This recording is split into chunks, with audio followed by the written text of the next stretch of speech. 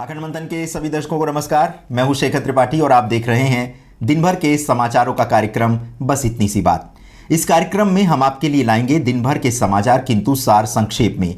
जैसा कि टीवी के समाचारों में एक ही बात को खींच खींच कर दिखाया जाता है और आपका समय व्यर्थ किया जाता है, तो अब से अखंड मंथन आपके लिए ला रहा है सीधी बात, नो बकवास। तो चलिए आज के अंक में देखते हैं क्या क्या है। आज पूरा देश स्वतंत्रता दिवस की 75वीं वर्षगांठ मना रहा है। आप सभी को इस अमृत महोत्सव की ढेर सारी बधाई। आज लाल किले के प्राचीर से पीएम मोदी ने कई क्रांतिकारी घोषणाएं की, जिसमें उन्होंने 100 लाख करोड़ की लागत से युवाओं को रोजगार उपलब्ध कराने की बात की। बेटियों के लिए सैनिक स्कूल में प्रवेश का मार्ग खोल दिया गया है। नई शिक्षा नीति में अब आप अपनी मातृभाषा में अध्ययन कर सकेंगे। पीएम मोदी ने चीन की विस्तारवादी नीति को लेकर चेतावनी भी दी और कहा कि भारत सर्जिकल स्ट्राइक के माध्यम से अपनी सीमाओं की सुरक्षा करने में अब सक्षम है। शहरों को गांव से जोड़ने के लिए सारे देश में ऑप्टिकल फाइबर नेटवर्क बिछाया जा रहा है। महिलाओं के लिए सरकार ई-कॉमर्स प्लेटफॉर्म बना रही है ताकि घर बैठे महिलाओं को रोजगार प्राप्त हो सके। मोदी ने छोटे किसानों को आगे बढ़ाने की योजना पर भी बल देकर कहा कि अब ब्लॉक स्तर पर वेयरहाउस यानी गोदाम बनाया जाएगा। नेक्स्ट जनरेशन के माध्यम से नागरिकों को सरकारी फाइलों के व्यर्थ के काम में उलझने से बचाया जाएगा। इसके लिए सरकार ने 15,000 से अधिक व्यर्थ के सरकारी नियमों को समाप्त कर दिया है। नॉर्थ ईस्ट को पूरे भारत से जोड़ने के साथ साथ मोदी ने जम्मू कश्मीर में डीलिमिटेशन की प्रक्रिया पूर्ण होने के पश्चात विधानसभा चुनाव कराए जाने की भी घोषणा की। नेशनल हाइड्रोजन मिशन के माध्यम से पीएम मोदी ने ऊर्जा संबंधी सभी आवश्यकताओं को 2030 तक पूरा करने का लक्ष्य रखा है। 75वें अमृत महोत्सव के उपलक्ष्य में देश भर में 75 सप्ताह के अंतर्गत 75 वंदे भारत रेल चलाने का भी निर्णय किया गया है। इसके अतिरिक्त पीएम मोदी ने बंटवारे के दर को याद करते हुए अब से हर 14 अगस्त को विभाजन विभीषिका दिवस मनाने की भी अपील की है। इस पर पाकिस्तान ने कड़ी प्रतिक्रिया व्यक्त की है। पाकिस्तान का कहना है कि 14 अगस्त पाकिस्तान का स्वतंत्रता दिवस है और पीएम मोदी को 14 अगस्त को ऐसे आयोजन के लिए नहीं कहना चाहिए था। सरकार द्वारा अपनी अलग अलग योजनाओं में दिए जाने वाले चावल को अब पोषण युक्त करने जा रही है। और आइए अब देश भर में कैसे मनाया गया स्वतंत्रता दिवस, इसकी भी एक झलक दिखाते हैं।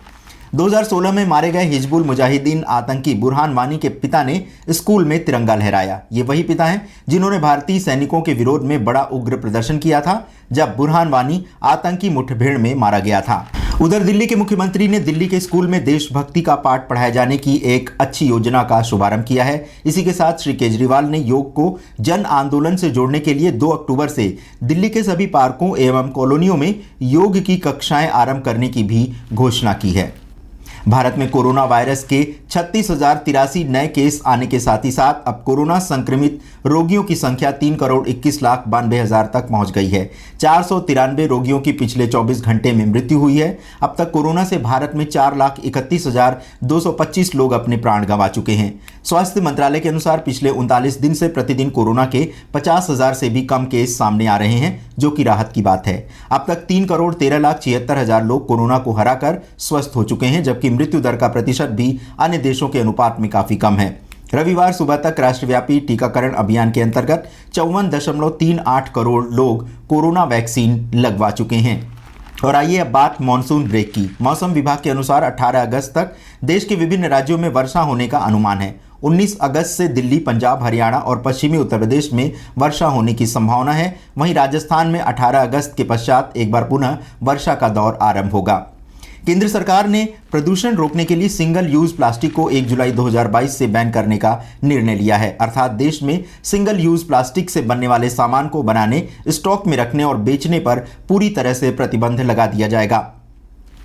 एलपीजी सिलेंडर की बुकिंग आप यदि पेटीएम से करते हैं तो आपको सीधे 2700 रुपये का कैशबैक मिल सकता है। पेटीएम ने 3 पे 2700 कैशबैक ऑफर नाम की एक स्कीम की शुरुआत की है। नए यूजर्स इस ऑफर का लाभ उठा सकेंगे, जिसमें उन्हें लगातार 3 महीनों की पहली बुकिंग पर 900 रुपये तक का सुनिश्चित कैशबैक प्राप्त होगा। इसके अतिरिक्त इस योजना से जुड़ने पर सिलेंडर दोबारा भरवाने का रिमाइंडर भी आएगा।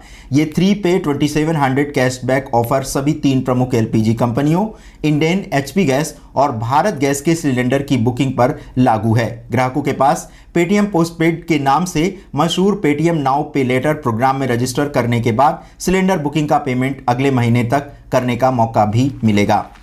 अलवर जिले में कठूमर में हुई सड़क दुर्घटना में 5 श्रद्धालुओं की मृत्यु हो गई। अलवर के माला खेड़ा क्षेत्र के एक ही परिवार के 8 लोग गोवर्धन परिक्रमा कर वापस लौट रहे थे, तभी उनकी गाड़ी एक ट्रॉली से टकरा गई। कहा जा रहा है कि कार चालक की लापरवाही से यह दुर्घटना हुई। इस घटना में परिवार के 3 सदस्य गंभीर रूप से घायल हैं। ग्वालियर में शनिवार सुबह हुई दुर्घटना में नगर निगम के भवन में 60 फीट ऊंचाई पर लगे राष्ट्रीय ध्वज की डोर बदलते समय क्रेन की ट्रॉली से 4 लोग उससे सटे डाक भवन की छत पर गिर गए, जिसमें से 3 लोगों की मृत्यु हो गई। बताया जा रहा है कि जैक टूटने के कारण क्रेन का बैलेंस बिगड़ गया, इससे ट्रॉली नीचे गिर गई। इसमें सवार 4 व्यक्ति डाक भवन की छत पर सिर के बल गिरे। इन्हें जयारोग्य अस्पताल के ट्रॉमा सेंटर में ले जाया गया, लेकिन डॉक्टरों ने 3 को मृत घोषित कर दिया। इनके नाम प्रदीप राजौरिया, कुलदीप डंडौतिया और विनोद शर्मा हैं। 75वें स्वतंत्रता दिवस पर हिमाचल प्रदेश के मुख्यमंत्री जयराम ठाकुर ने प्रदेश के कर्मचारियों को राहत देते हुए 1 जुलाई 2021 से महंगाई भत्ते की 6% की किश्त देने की घोषणा की। उन्होंने कहा कि प्रदेश के 4 लाख कर्मचारियों और पेंशनरों को इसका लाभ मिलेगा। इसके लिए सरकार 450 करोड़ रुपए अतिरिक्त खर्च करेगी। उन्होंने कहा कि शीघ्र ही कर्मचारियों की जेसीसी की बैठक बुलाई जाएगी और उसमें कर्मचारियों की सभी मांगों पर विस्तार से चर्चा की जाएगी।